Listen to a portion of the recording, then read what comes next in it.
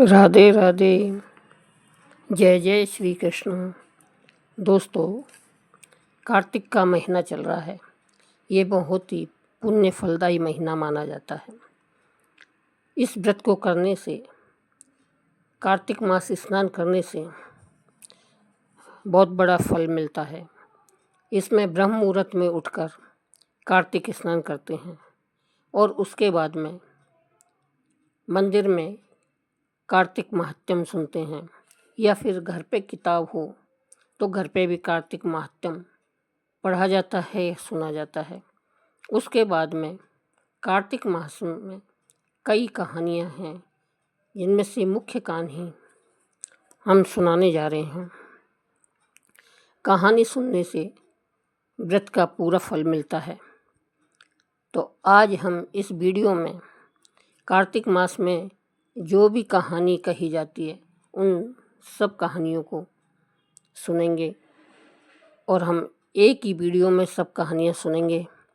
तो चलिए सुनते हैं गणेश जी की कहानी। एक दिन गणेश जी राजा के बाग में गए। उनसे एक फूल टूट गया। गणेश जी ने सोचा, अब तो इसके यहाँ काम करना पड़ेगा, यही इसका प्रायश्चित है। उन्होंने छोटे बच्चे का रूप धर के और राजा के घर नौकरी कर ली। एक समय रानी जी सोच क्रिया से निवृत्त होकर हाथ राख से धोने लगी। गणेश जी ने देखा तो राख धुला दी, वे रेत से हाथ धुला दिए। तो रानी गुस्सा होकर राजा से बोली, ऐसा नौकर लाए हो जो काम में टांग अड़ाता है। राजा ने डांटा तो बालक बोला, अशुद्ध हाथ भी कभी राख से धोते हैं? राख में तो लक्ष्मी जी होती है। राजा बोला, बात तो सही है। एक दिन राजा जी बोले गणेश जी से कि रानी को पुष्कर स्नान करवा ला। दोनों पुष्कर गए तो रानी लोटा लोटा लेकर नहाने लगी। गणेश जी ने हाथ पकड़ रानी को डुबकी लगवाकर स्नान करवा दिया। रानी ने महल में आकर राजा से शिकायत की कि बढ़िया गणेश लाए हो जो मुझे पुष्कर में डुबा देता। राजा उसे डांटने लगे तो गणेश जी बोले, राजा जी, पुष्कर जाकर तो डुबकी लगानी चाहिए, लोटे लोटे से नहाना तो घर पर ही बहुत है। राजा बोला, बात तो सही है।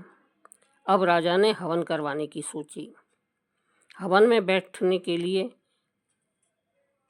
रानी को बुलाने के लिए गजानंद को भेजा कि तू रानी को बुला ला।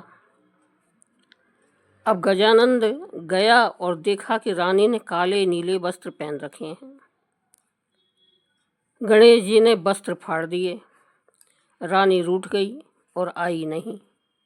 राजा बुलाने आए तो रानी बोली, ये गणेशा ने मेरे साथ भद्दा मजाक किया है। राजा ने फटकार लगाई और बोले, क्या कुबुद्धि करी है रे तूने?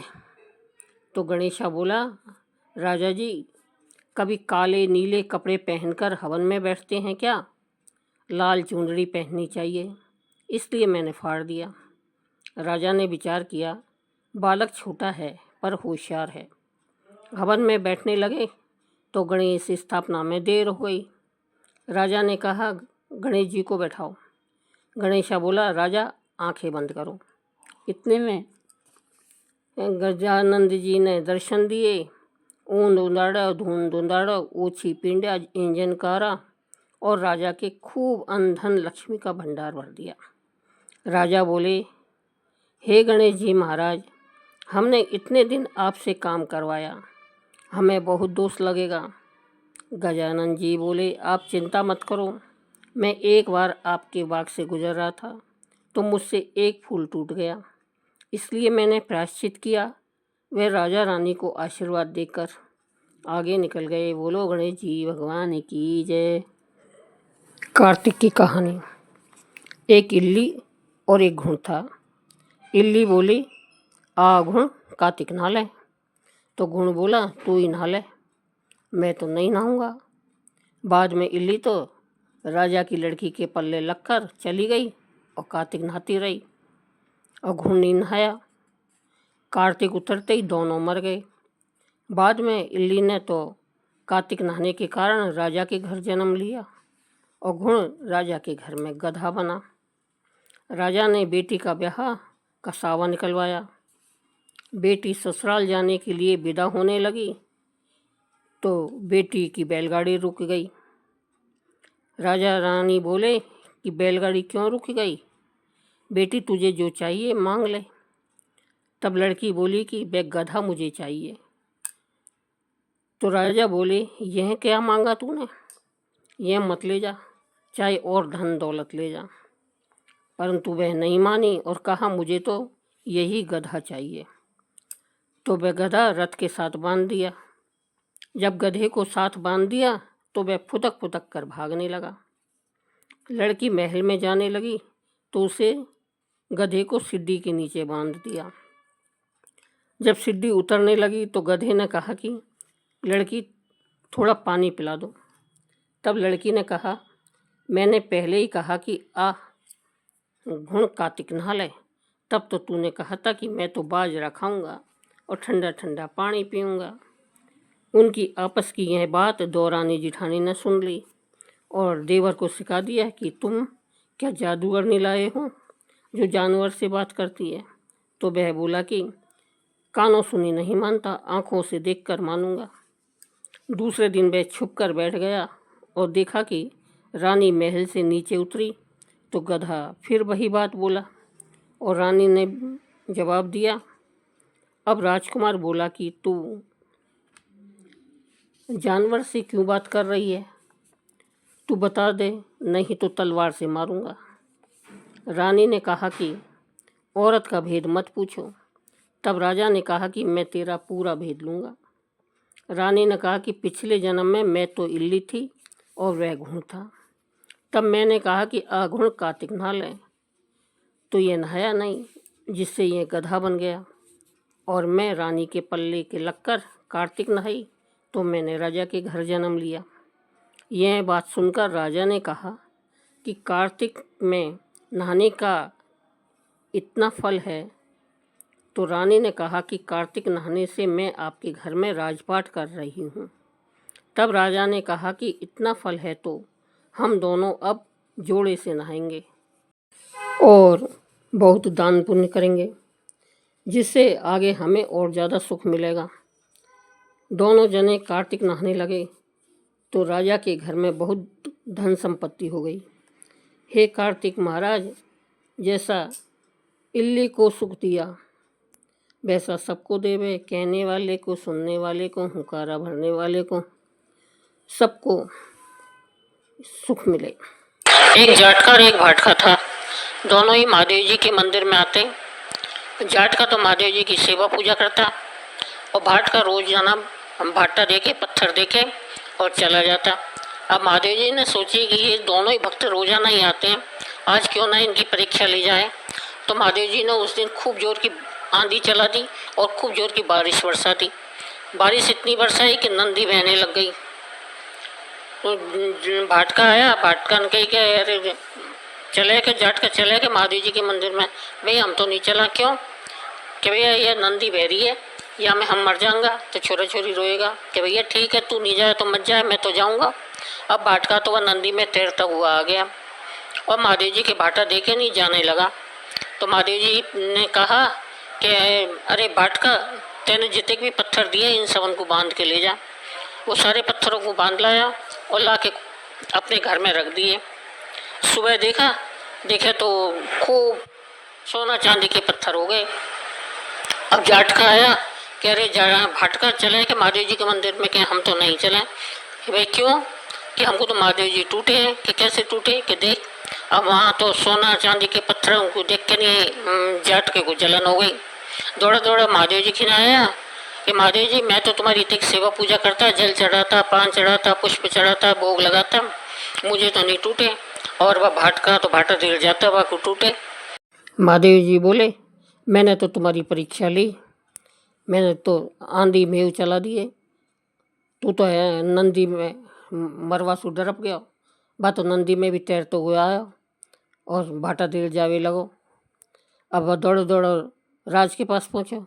राज राज फरियाद, भाई क्या फरियाद कि भाट का खिना बहुत धन है, कि भाई चलो वो धन उसके क्या काम का, वह धन तो राज में आना चाहिए। अब राज आया, राज हाथ लगा तो वही सारे भाटे हो गए, राज तो छूट के चले गया और भाट के खिना खूब अन्न धन हो गया। महादेव जी महाराज वह भाट को टूटे जैसे सबको को टूटियो, कहता को सुनता को हूँ करा भरता को, सबके धन में खूब अन्न धन देना, सबको भाटका की तरह सबको टूटना। कार्तिक का महीना बहुत ही पावन महीना होता है। यह राई दामोदर को समर्पित होता है, तो इसमें राई दामोदर की भी कहानी सुननी चाहिए। राई दामोदर की कहानी। एक माँ और एक बेटी थी। बेटी का नाम राई था। वह बहुत सुंदर व सुशील थी। भगवान कृष्ण की पक्की भक्त थी। एक बार भगवान कृष्ण उसकी परीक्षा लेने के हेतु डांसरिया बेचने वाले बनकर आ गए और आवाज़ देने लगे। राई अपनी माँ से बोली, मुझे भी डांसरिया चाहिए। माँ बोली, मैं पैसे कहाँ से लाऊं? बाजरी है, वो ले जा। बाजरी के भगवान ने फूंक मारी तो फूंस उड़ के राई की आंख में गई। राई जोर जोर से रोने लगी। भगवान वहाँ से अंतर्ध्यान हो गए। अब भगवान वैद्य का रूप धारण कर कर वहाँ आ गए और आवाज़ देने लगे। राई की माँ बाहर आई और बोली, वैद्य जी, मेरी बेटी की आंख में फूंस गिर गया है, उसे निकाल दो। भगवान बोले, अगर मैं फूंस निकाल दूं तो उसका विवाह मेरे साथ करना पड़ेगा। राई की माँ तैयार हो गई, सगाई कर दी। कार्तिक शुक्ला 11 के दिन विवाह निश्चित किया। माँ सोचने लगी, बेटी को क्या दूंगी। सोने की दुकान पर जाकर बोली, मेरी राई के लिए लौंग व बिछिया गढ़ दे। सुनार बोला, मुझे समय नहीं है, मैं तो कृष्ण भगवान के गहने गढ़ रहा हूँ। हलवाई व बनिया के भी वहाँ गई, उसको वहाँ भी यही जवाब मिला। माँ तो घर आ गई, अब क्या करें। वो घर आई, झोंपड़ी महल में बदल गई। आनंद हो गया। ठाठ से विवाह की तैयारी होने लगी। भगवान बारात लाए। माँ ने खूब ठाठ से राई का विवाह भगवान कृष्ण के साथ कर दिया। भगवान राई को लेके द्वारका गए तो राई के महल में ही रहने लगे। दूसरी रानियां चिढ़ने लगी। सामान में राई पियर गई। भगवान ने सोचा राई के यहाँ तीज भेज दूं, तो 7 जरी के बेस वे 5 सोने के सिक्के रखे। दोनों हंसों को बुलाया। वे बोले, सीधे राई के पियर जाना, कहीं मत रुकना। राधा रुक्मण को पता चला तो उन्होंने हंसों को अपने महल में बुला करके कहा, थोड़े मोती चुग लो। हंस आ गए, मोती चुगने लगे। राधा रुक्मण ने सारा सामान निकालकर उसमें फटे पुराने कपड़े और 5 कांटे बांध दिए। पोटली हंसों को दे दी। हंस सामान लेके राई के पास गए। राई खुशी से नाचने लगी। जैसे ही पोटली खोली, 5 उंगलियों में 5 कांटे चुभ गए। राई दुखी हुई। सावन का महीना खत्म हुआ। भगवान लेने आए। राई भगवान से अब बोले नहीं। भगवान आए तो राई दूर दूर हो जाए। भगवान ने सोचा, कोई बात नहीं। राई फिर भी नहीं बोले। इतने पर भी राई भगवान को अपने महल में ही जिमाती, भोजन में दही जरूर देती। एक दिन भगवान बिल्ली बन के दही को खा गए। अब राई दही कहाँ से लाए। भगवान गुजरी बनकर दही बेचने आ गए। राई नीचे जाकर बोली, थोड़ा दही दे दो। गुजरी रूपी भगवान बोले, राई तुम उदास क्यों हो? हमने सुना है आप भगवान से नाराज हैं। राई बोली, तुझे क्या मतलब, तू जा। तो गुजरी रूपी भगवान बोले, हम सहेली जैसी हैं, तो मन की बात कहो, मैं किसी को नहीं कहूँगी। राई ने सारी बात कही। सुनते ही भगवान को अचंभा हुआ और वे असली रूप में आ गए और बोले, यह कैसे हुआ? मैंने तो जरी के बेस व सोने के सिक्के रखे थे। भगवान ने हंसों को बुलाकर पूछा, तुम कहीं रुके तो नहीं? हंस बोले, राधा रुक्मण के महल में रुके। और कहीं नहीं रुके। भगवान ने राधा रुक्मण को बुलाया और पूछा, आपने ऐसा क्यों किया? वो बोली, आप हमारे महल में नहीं पधारे, इसलिए हमने ऐसा किया। भगवान बोले, आप हमको प्रेम से बुलाते तो हम जरूर आते। फिर भगवान बोले, कार्तिक का महीना राई को दूंगा, 5 दिन पचभीकम के राधा रुक्मण को, व 11 सत्यभामा को दूंगा। भगवान ने सबका मान दिया। हे भगवान, राधा रुक्मण राई का मान दिया, वैसे सबको देना। घटती को पूरी करना, पूरी को प्राण कर पूरी करना, भूल चूक को माफ़ करना। बोलो राई दामोदर भगवान की जय। कार्तिक के महीने में तुलसी जी का बड़ा महत्व है। कार्तिक के महीने में ही देव उठनी एकादशी को श्री कृष्ण भगवान, जो कि शालिग्राम के रूप में हैं, उन्होंने तुलसी जी से विवाह किया था। इसलिए कार्तिक के महीने में सुबह शाम तुलसी जी की सेवा करनी चाहिए और कहानी अवश्य सुननी चाहिए। तो आइए सुनते हैं तुलसी जी की कहानी। कार्तिक महीने में सब औरतें तो तुलसी माता को सींचती और चली जाती, परंतु एक बुढ़िया आती और कहती कि हे तुलसी माता, सत की दाता, मैं तेरा बिरला सींचती हूँ, मुझे बहू दे, पीताम्बर की धोती दे, मीठा मीठा घास दे, बैकुंठ में बास दे, चटक की चाल दे, पटक की मौत दे, चंदन का काठ दे, साईं का राज दे, दाल भात का पुरसन दे और 11 की मौत दे, भगवान कृष्ण का कंधा दे। तब तुलसी माता यह बात सुनकर सूखने लगी। तो भगवान ने पूछा, हे तुलसी, तुम क्यों सूख रही हो? तुलसी माता ने कहा कि एक बुढ़िया रोज आती है और यही बात कह जाती है, मैं सब बात तो पूरी कर दूंगी, लेकिन कृष्ण का कंधा कहाँ से दूंगी? तो कृष्ण भगवान बोले कि जब यह मरेगी तो मैं अपने आप कंधा दे आऊँगा, तो बुढ़िया माई से कह देना। बाद में बुढ़िया माई मर गई। सारे गांव वाले एकत्रित हुए गए और बुढ़िया को ले जाने लगे, तो वह इतनी भारी हो गई कि किसी से भी नहीं उठी। तब सबने कहा, यह तो इतनी पूजा पाठ करती थी, पाप नष्ट होने की माला फेरती थी, फिर भी भारी हो गई। अब बूढ़े ब्राह्मण के वेश में भगवान आए और सबसे पूछा कि यह कैसी भीड़ है। तब आदमी बोले कि यह बुढ़िया मर गई, पापनी थी, इसलिए किसी से नहीं उठती। तो भगवान ने कहा, मेरे को एक बात कान में कहने दो तो उठ जाएगी। तो भगवान ने कान में जाकर कहा कि बुढ़िया माई, मन की निकाल ले, पीताम्बर की धोती ले, मीठा मीठा घास ले, बैकुंठ का बास ले, चटक की चाल ले, पटक की मौत ले, दाल भात का पुरसन ले और कृष्ण भगवान का कंधा ले। यह बात सुनते ही बुढ़िया माई हल्की हो गई। भगवान ने उसे अपने कंधे पर ले गए और उसे मुक्ति मिल गई। हे तुलसी माता, जैसे उस बुढ़िया की मुक्ति करी, वैसे सबकी करना, कहता को सुनता को हुकारा भरता को। हे तुलसी माता, सबकी मुक्ति करना। बोलो तुलसी माता की जय।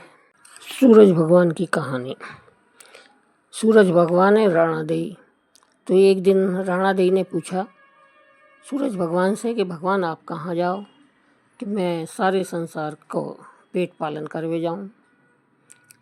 तो अच्छा, आप सारे संसार को पेट पालन करवे जाओ कि हाँ। तो राणादेई ने एक दिन एक चींटी को तो माचिस में बंद कर दिया और हाथी को कोठा में बांध दिया। अब सूरज भगवान आए कि आप सबन को पूरे आए कि हाँ, मैं सबको पालन पोषण कर आया, कि और कोई भूल गए हो तो देख लो कि नहीं भूलो, कि एक चींटी और एक हाथी भूखा बन रहा है, कि जाके देखो। चींटी को जाके देखे तो वो चावल को चुगवे लग रही। तो राणादेई बोली, ओ ये तो मेरे तिलक का गिर गए होगा। कि अच्छा ठीक है, तो हाथी को जाके देखो। हाथी को जाके देखो तो वह घास को पूरा खावे लग रहा। अच्छा, राणादेई ने कही कि सूरज भगवान आप जीते, मैं हारी। वह हाथी को और चींटी को दियो जैसे सबको देना, चींटी को कणा, हाथी को मण दियो जैसे भगवान सूरज भगवान सबको देना। सबका पेट पालन करना। बोलो सूरज भगवान की जय। धर्मराज जी की कहानी। 2 सेठानियाँ थी। एक के घर में तो खूब धन था, पर वह मन से कंजूस थी, और दूसरे के पास धन थोड़ा कम था, पर मन से बहुत अमीर थी। रोज सवेरे उठती, गंगा स्नान करती, तुलसी माता, बड़ पीपल सींचती, भगवान के मंदिर जाके नी पूजा करती। धर्मराज सूरज भगवान की कहानी सुनती, भगवान के भोग लगाकर अतिथि को जिमाती, गाय कुत्ता के लिए ग्रास निकालती। दूसरी सेठानी इस धर्मात्मा को देखकर हंसती और कहती, पता नहीं दिन भर क्या करती रहती है। थोड़े समय बाद दोनों सेठानियों को भगवान के यहाँ से बुलावा आया। धर्मात्मा सेठानी के तो यमराज के ने विमान भेजा और दूसरी को दूत मारते ही ले गए। रास्ते में सेठानी बोली, मेरे को भूख लगी है। तो दूत बोले, किसी को कुछ दिया होगा तो मिलेगा। फिर बोली, प्यास लगी है। दूत बोले, किसी को पानी पिलाया हो तो मिलेगा। रास्ते में उसे कांटे चुभने लगे, गर्मी पड़ने लगी, पर दूत उसे घसीटते ही ले गए। अब सेठानी बहुत पछताने लगी कि सब कुछ होते हुए भी दान धर्म नहीं किया। इतने में यमराज का दरबार आया। धर्मात्मा बुढ़िया को भगवान के पास सिंहासन मिला और वह उस पर बैठी थी। उधर दूसरी सेठानी को तपते कुंड में डाल दिया। अब सेठानी यमराज से बोली, मुझे 1.25 पैर का जीवन दान दो, मैं वापस आकर दंड भोग लूँगी। यमराज बोले, ठीक है। सेठानी के शरीर में वापस प्राण डाल दिए। संसार में आते ही पंडितों को बुलाकर सेठानी ने धर्मराज की कथा सुनी, सब तरह से दान धर्म किया। इतने में ही समय पूरा हो गया। अब की बार विमान आया। 1.25 पैर के दान धर्म से सेठानी को स्वर्ग मिला। धर्मराज जी ने सेठानी पर कृपा करी, वैसी सब पर करना। बोलो धर्मराज जी की जय। धर्मराज जी के साथ में पोपीबाई की कहानी सुननी चाहिए। एक बुढ़िया थी, उसने सभी प्रकार के व्रत किए, लेकिन पोपीबाई का व्रत नहीं किया। कुछ समय बाद वह बुढ़िया मर गई। मरने के बाद सबसे पहले भगवान के घर पोपीबाई का दरवाजा आता है।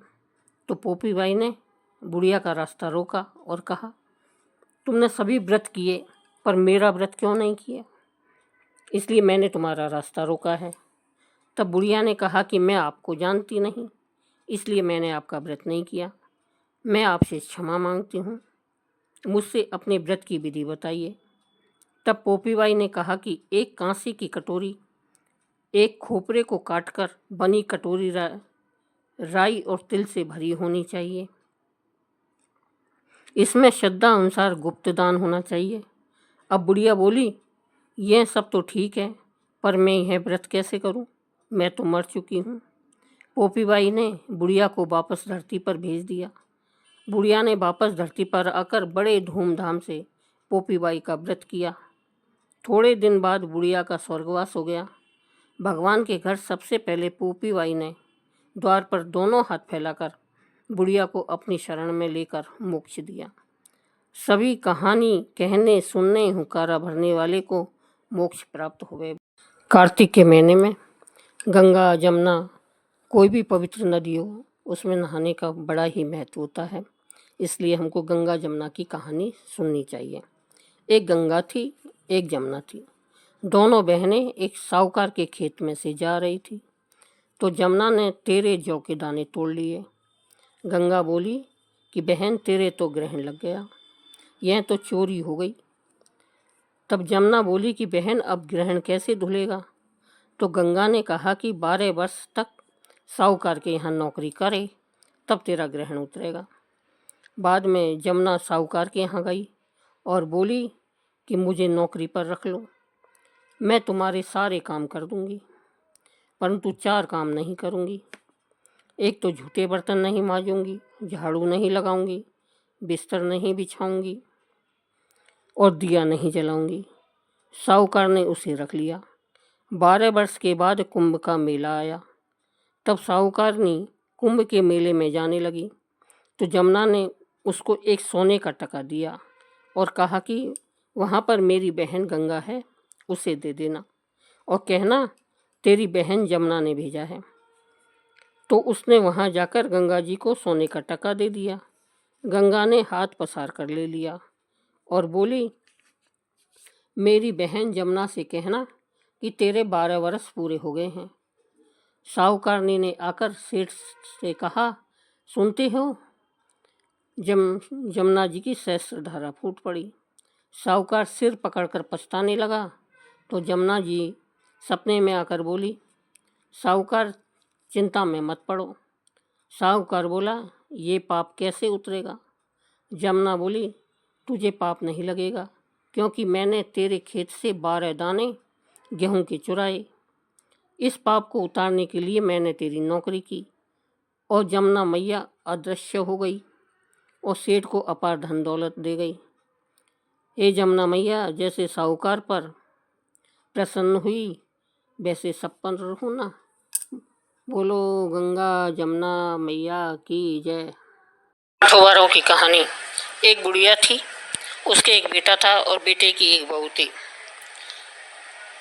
बुढ़िया माई गंगा स्नान को गई, बहू से कह गई, मेरे बेटे को रोटी दे देना। बेटा रोटी खाने आया, पत्नी से बोला, मुझे रोटी दे दो। पत्नी बोली, ना माँ है ना रोटी है, कमा के लाओ जब रोटी मिलेगी। कि मैं तो कमाना ही नहीं जानता, कि मैं कुछ नहीं जानती, कमा के लाओ जब ही रोटी मिलेगी। कि ठीक है, 4 रोटी और अचार रख दें। पत्नी ने 4 रोटी बनाकर अचार के साथ में रख दी। वह दुखी मन से कुएं पर जाकर बैठ गया और वहाँ होती उदास मन से भगवान को पुकारने लगा, हे भगवान, मैं तो कमाना ही नहीं जानूं, अब क्या करूं? भगवान ब्राह्मण का रूप धर के आए और बोले कि भाई तू इतना उदास क्यों बैठा है? कि पत्नी ने मुझसे कहा है कि कमा के ला और मैं तो कमाना ही नहीं जानता।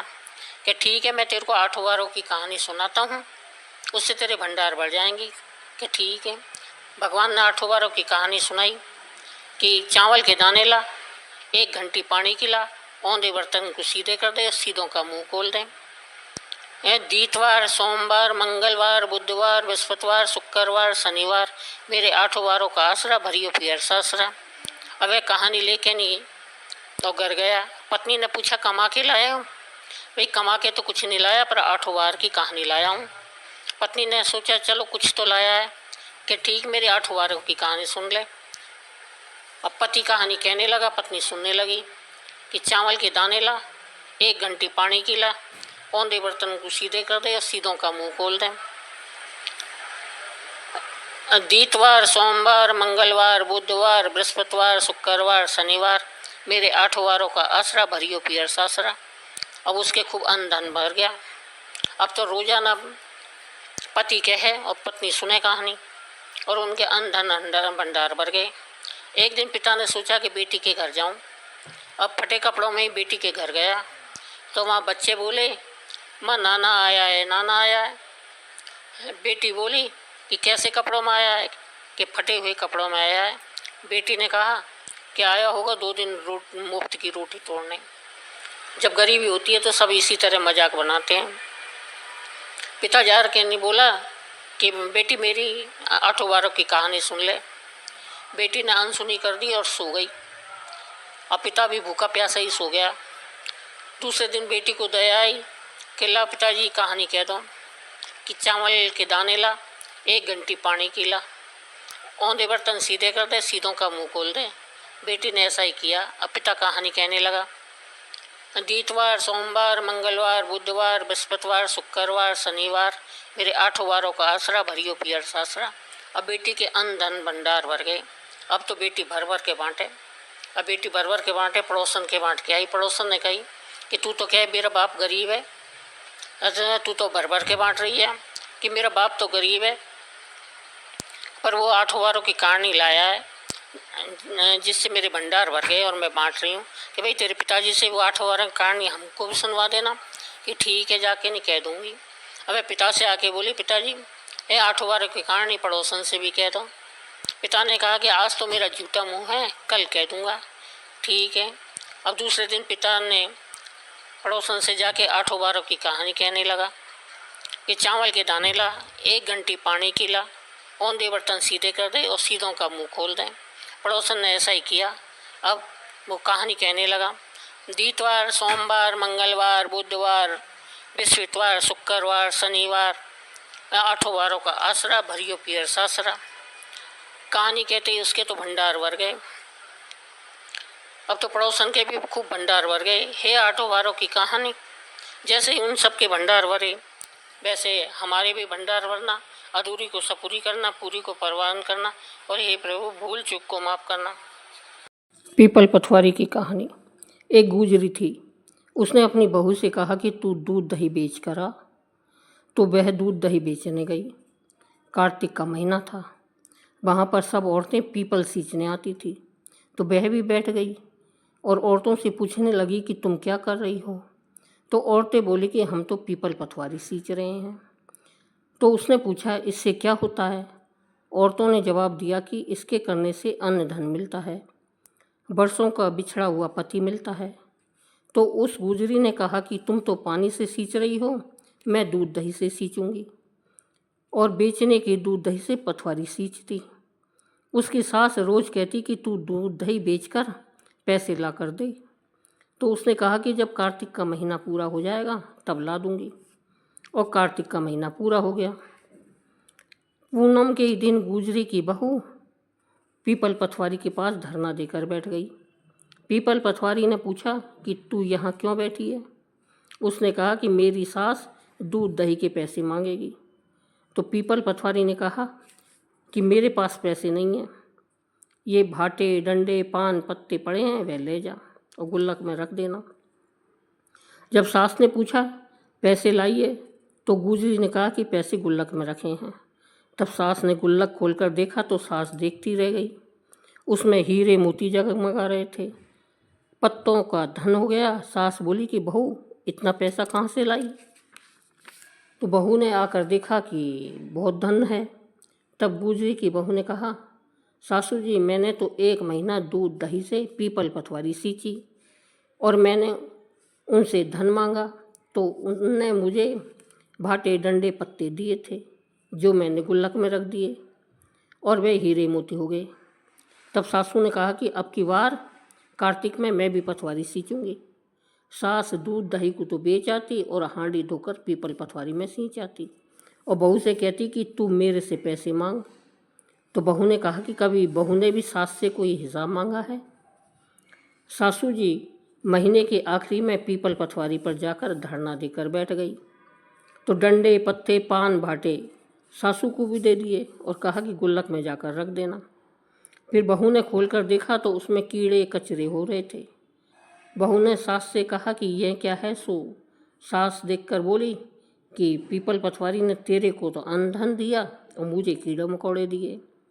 तब पीपल पथवारी बोले कि बहू तो निस्वार्थ सींचती थी और तूने धन की भूख से सींचा है, इसलिए हे पीपल भगवान पथवारी माता, जैसे बहू पर प्रसन्न हुई वैसे सब पर होना। जैसे बहू को अन्न धन दिया वैसे सबको देना। बोलो पथवारी मैया की जय। सभी कहानी सुनने के बाद में लपसी तपसी की कहानी सुननी चाहिए। एक लपसी और एक तपसी था। तपसी तो भगवान की तपस्या करता था और लपसी सवा शेर की लापसी बनाकर भगवान का भोग लगाता और जीम लेता था। एक दिन दोनों लड़ने लगे। लपसी बोला कि मैं बड़ा हूँ और तपसी बोला कि मैं बड़ा हूँ। इतने में नारद जी आए और पूछा कि तुम क्यों लड़ रहे हो। तो लपसी ने कहा कि मैं बड़ा हूँ और तपसी ने कहा कि मैं बड़ा हूँ। तपसी बोला मैं सारे दिन भगवान की पूजा करता हूँ। तो नारद जी बोले कि मैं तुम्हारा फैसला कल कर दूंगा। दूसरे दिन तपसी नहा धोकर आने लगा तो नारद जी ने 1.25 करोड़ की अंगूठी उसके आगे फेंक दी। उसने आँख खोलकर देखा तो 1.25 करोड़ की अंगूठी पड़ी है। तब तपसी ने यह अंगूठी उठाकर और गोद के नीचे दबा ली और तपस्या करने लगा। लपसी सुबह उठकर नहा धोकर 1.25 शेर की लपसी बनाकर भगवान को भोग लगाकर जीमने लगा। इतने में नारद जी आए। तब दोनों ने पूछा कि कौन बड़ा है। फिर तपसी ने कहा कि मैं बड़ा हूँ। नारद जी बोले कि तू घोड़ा उठा। घोड़ा उठाया तो 1.25 करोड़ की अंगूठी निकली। तब नारद जी बोले कि ये अंगूठी तो तूने चुराई है, इसलिए तेरी तपस्या भंग हो गई है, इसलिए लपसी बड़ा है। तो तपसी बोला कि महाराज मेरी तपस्या का फल कैसे मिलेगा। नारद जी बोले कि ब्राह्मण जिमा कर दक्षिणा नहीं दे तो वह फल तुझे मिल जाएगा। साड़ी दे के ब्लाउज नहीं दे तो वह फल तुझे नहीं मिल जाएगा। सीधा दे और उसमें दक्षिणा नहीं रखे तो वह फल तुझे मिल जाएगा। घर आंगन लीपें और देहरी नहीं लीपें तो वह फल तुझे मिल जाएगा। और सब कहानी सुने और लपसी तपसी की कहानी नहीं सुने तो उसका फल तुझे मिल जाएगा। तब से लपसी सब तपसी की कहानी कही जाती है। सब कहानी सुनने के बाद में विश्राम देव की कहानी अवश्य सुननी चाहिए। तो चलिए सुनते हैं विश्राम देव की कहानी। एक बुढ़िया माई थी जो विश्राम लेती लेती पीहर को जा रही।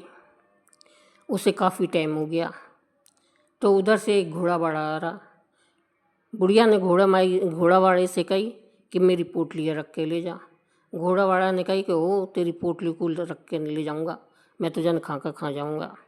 वो नहीं ले गया। आगे गई तो घोड़ावाड़ा का मन पलटा कि अरे वो बुढ़िया की पोटली में कुछ न कुछ तो होगा ही, पीहर जा रही है तो अपन क्या आ जाता, अपन तो इतनी दूर आ गए और बुढ़िया माई वहाँ ही रह गई। उधर बुढ़िया माई को ज्ञान मिला कि अरे घोड़ावाड़ा तो इतनी दूर पहुँच गया, मैं यहाँ ही रह गई, मेरी पोटली को ले जाता तो मैं तो कपड़े इनके बिना और रह जाती। ऐसा मन में सोच रही थी कि घोड़ावाड़ा वापस आया, बोला ला बुढ़िया माई तेरी पोटली दे दे। बुढ़िया माई बोली कि भैया नहीं दूँ मैं तो पोटली। कि भाई क्यों, तू मेरी पोटली को ले जाता मैं तो कपड़ान बिना रह जाती। तो विश्राम देव भगवान ने तो को ज्ञान दिए जैसे मुँह को ज्ञान दिए। ये विश्राम देव भगवान बट डोकरी को ज्ञान दिए जैसे सब कोई को ज्ञान देना। बोलो विश्राम देव भगवान की जय।